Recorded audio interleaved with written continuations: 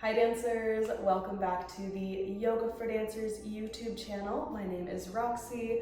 I'm a professional dancer and a yoga teacher. I am here to share with you all the knowledge about your body, your muscles, your alignment, your anatomy, your fascia, your nervous system, all of these things that for the most part aren't going to be covered in a dance class, so that you are fully equipped to understand how your body works and how to use it really masterfully to have better strength and flexibility, to move with more freedom and ease, and most importantly, to move without pain and without injuries. Longevity is the main goal of everything I teach.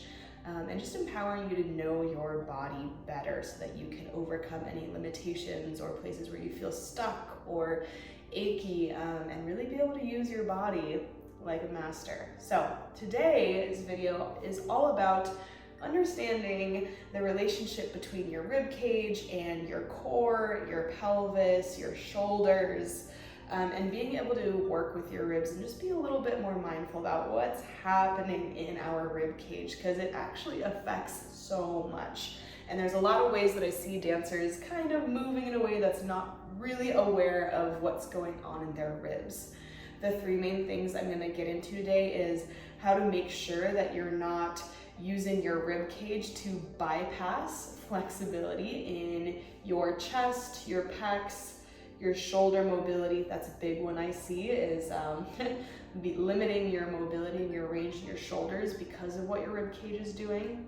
Another big thing we're going to touch on is how your rib cage can kind of shut down your core activation and get in the way of core stability, and what you need to be aware of while you're doing core conditioning exercises, and just while you're moving as a dancer, and even when you're standing upright and not on a mat or on the floor.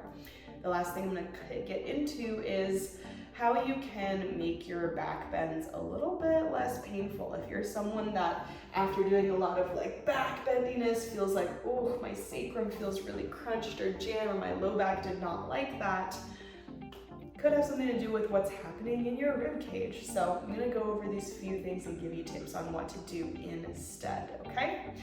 So let's just dive right in.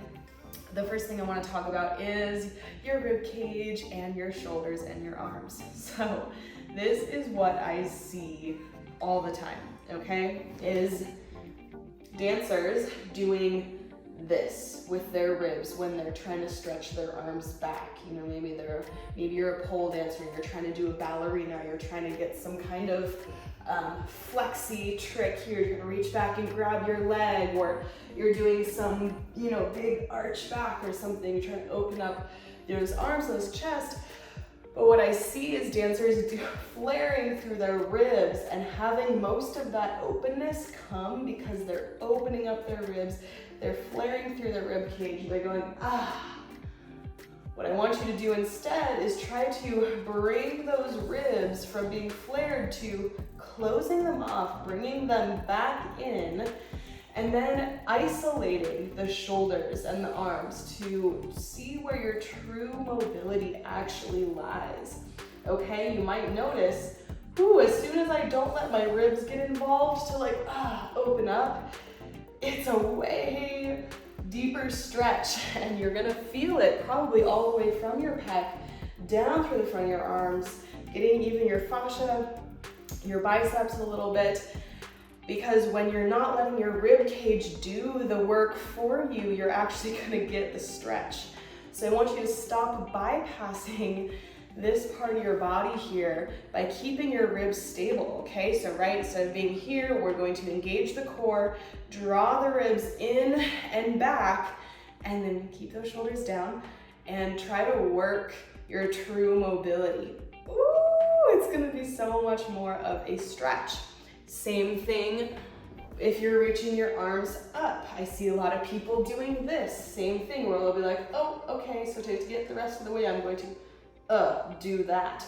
When instead I want you to work on actually getting that mobility through your shoulders, working that active flexibility to get those arms up and back without needing to use your rib cage to start doing this, okay? Because then we're dumping through the low back. There's not a ton of core engagement. We're just kind of cheating our mobility and our flexibility by using the ribs, okay? So this is something I want you to start to be aware of, is how are you mobilizing your shoulders, and can you keep your ribs neutral, okay? Here's an exercise that I love to do. It's great for warming up. It's great for working that active flexibility of your shoulders, is getting a resistance band here.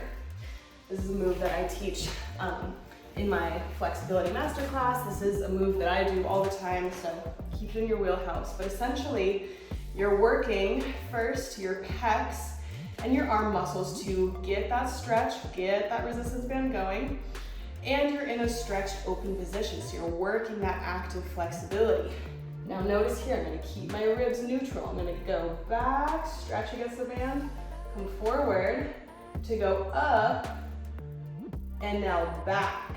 And so now I'm getting even more of a stretch through my pecs, but I'm keeping them active too because I have the resistance band that I'm kind of pulling against. So this is really good if you are hypermobile as well. I want you to make sure you're not locking and overextending through those elbows, right? We need to keep that little bit of a bend and make sure that we're not then arching through our rib cage. So don't arch through your ribs and lock through your elbows. This is like how to overuse your joints to bypass the muscle. Instead, bring those ribs in, micro bend those arms, get that stretch, and then use your pecs, these muscles in your biceps, to come back in and stretch that band. And then come up. Ooh. You're gonna get a little bit of a core workout, honestly, here too. Stretch back. While strengthening up your shoulders.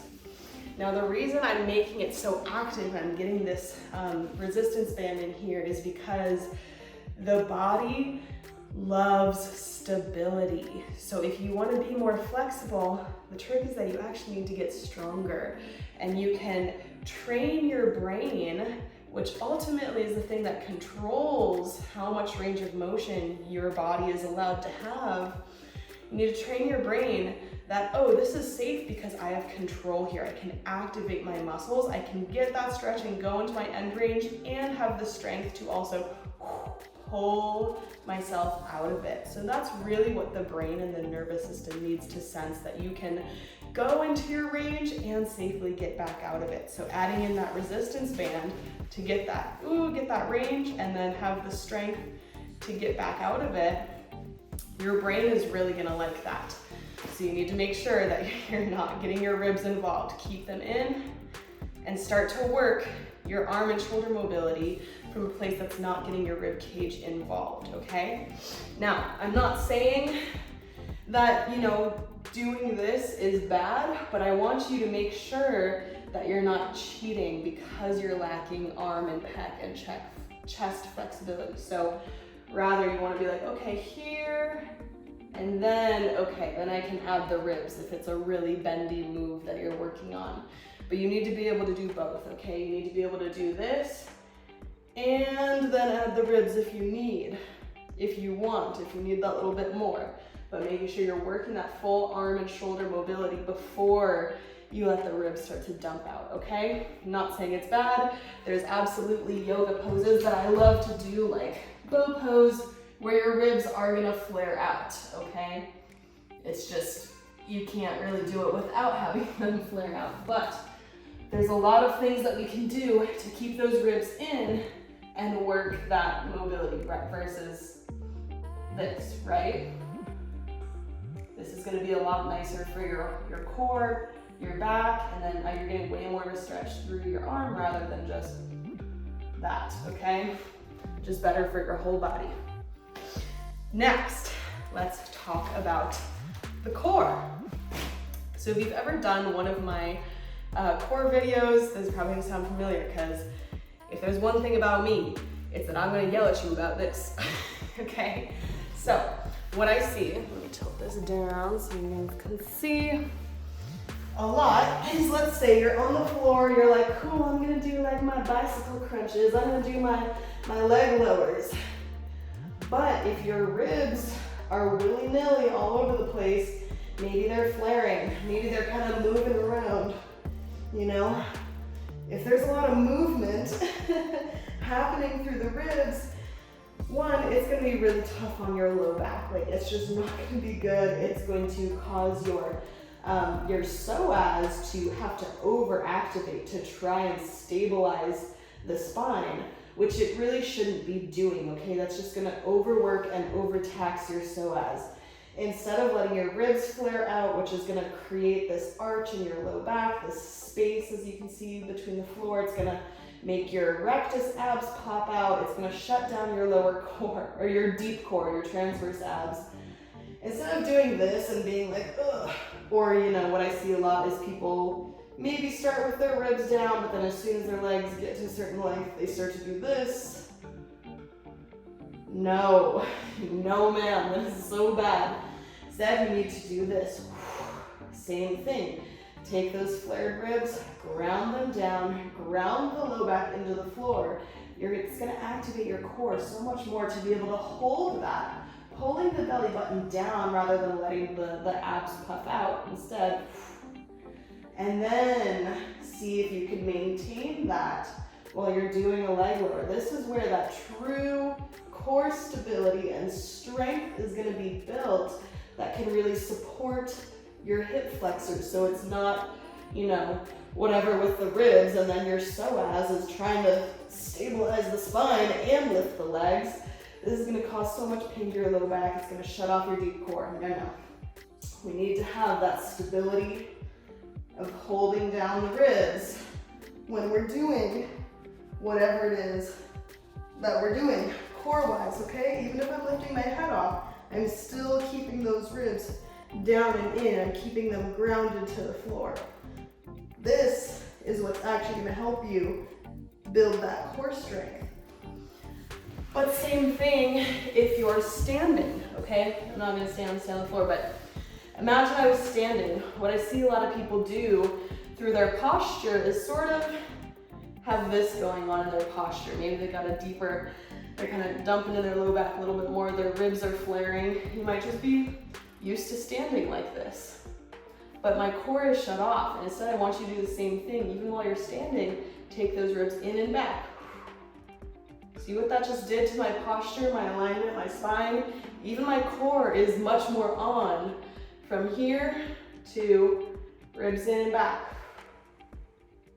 Oh my gosh, that just like changed my whole alignment. It's gonna get my glutes a little bit more fired up, to get my core on. I'm even gonna gain that length in my spine. And moving from this place where I'm not, you know, again, letting my rib cage be gooey and wherever, is gonna give me so much more stability, balance, you know, trying to like maintain this sense of my ribs being in and back is actually gonna really help give me so much more balance than if I'm just like wooey gooey, which again, I know in dance sometimes we do get really wooey gooey, but like if you find that you suck at balancing, you're always like, trying to get a sense of balance, check in with your rib cage and make sure ribs aren't just splaying out and flaring. Because usually if you're just kind of standing around hanging out, they probably are, versus this will help get your core active when you're standing, walking, turning, jumping, whatever, doing, you know, things where you're lifting your legs, leg extensions, all of that. You know, let's say you're doing an attitude lift. Again, I don't want you to let the ribs flare out, but instead have that core strength to keep them in and up. Okay, if you get the cue from your ballet teacher to stop flaring the ribs, this is what they're talking about, bringing them in and back. It might be an indication that you need some deeper core strength if that's a correction that you're always getting. If your teacher's always like, bring your ribs in, probably means that your core isn't activating as much as it needs to. Okay, so the last thing, bring this back in for my knees, is in back bends. So what I see dancers do most of the time to get a back bend is they do this. Flaring the fuck out of the rib cage, and the bend is more through dumping into their low back, and they're like, yeah, ooh, like bend. That is so much collapsing and dumping and crunching into your low back, and your core is turned off, like it's just whoa, opening, splaying through the ribs. Not good, okay? There's no sense of stability. It's just a crunching and collapsing and falling into it.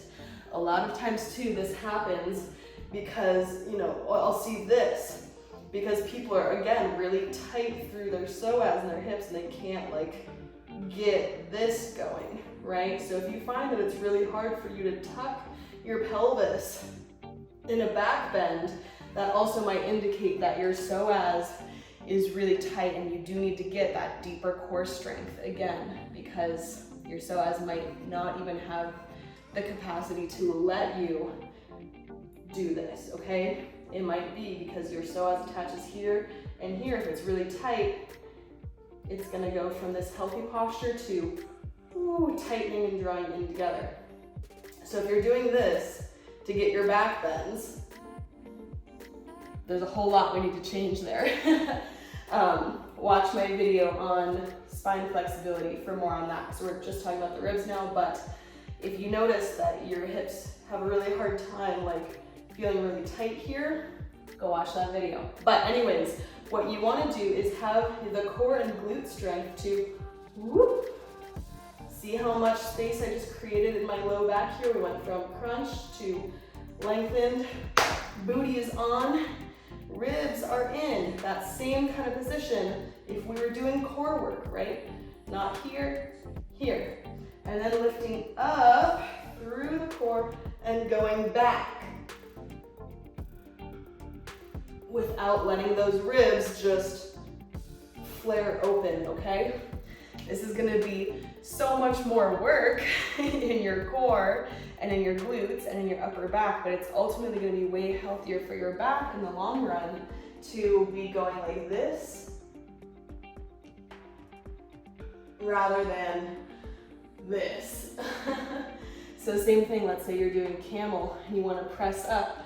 I always like to press up into camel rather than like dropping back, because it's really tough on your low back. Instead, to grab your heels, tuck your pelvis, whoop, get that glute activated, and come up. And now you might get a little bit of ribs opening here, but I still want you to think of like trying to draw them in and making sure that it's not just your ribs that are arching, but it's that tuck through the pelvis. It's this stretch through the front of the quad and the hip flexors. Okay, like my ribs are definitely not flaring open here. They don't need to. I can keep them in. And that's what we want to go for to keep our low back healthier. So those are 3 things for you to think about. Bring them into your cross training practices, bring them into your dance classes. I have plenty of classes on my YouTube channel for working on that core stability, of keeping the ribs uninvolved. Check it out. I'll put some links below. Check out my back flexibility class. Like I was saying, if you know that you have limited hip mobility in your back bends, that's gonna be a great class for you. And shoulder mobility stuff on my YouTube channel as well. But if you want a deeper dive, if you like this kind of learning where you're like, let's break down all the little things, let's look at all these movement patterns, let's make sure that we are rewiring the way that our body has maybe learned to bypass or compensate or have weird movement patterns that aren't really great for us, and rewire them into these healthier ones where we're truly able to access our full mobility and strength. This is what the curriculum is like entirely in my program, Yoga for Dance Academy. This is a 90-day program where we are gonna break down and look at every single part of the body for moves that are relevant for the kind of stuff you're doing as a dancer. So this is entirely tailored to dancers being able to unlock greater flexibility, work their mobility, change their alignment, their posture, and making sure that you know, the muscles they actually need to be working are activated, and that you know how to strengthen them and how to gain progress in your flexibility, your mobility, your strength, your stability, your balance, and just feel like, you know how to use your body really expertfully. If you want that movement mastery to give you that next level of confidence, power, capability in your dancing, that's what this cross-training program is all about. It's a combination of all the education and all the movements. So you will get very strong and very flexible and very fast. You can learn more about that down below. I will post a link so you can join the waitlist and learn more. And follow me on Instagram, guys. I post so much good stuff there as well. If you are an anatomy nerd like me, or you want to learn how to take care of your body better, if you want to be a more empowered, confident dancer, I got you. All right, y'all. I will see you soon. Have a beautiful week. Mwah.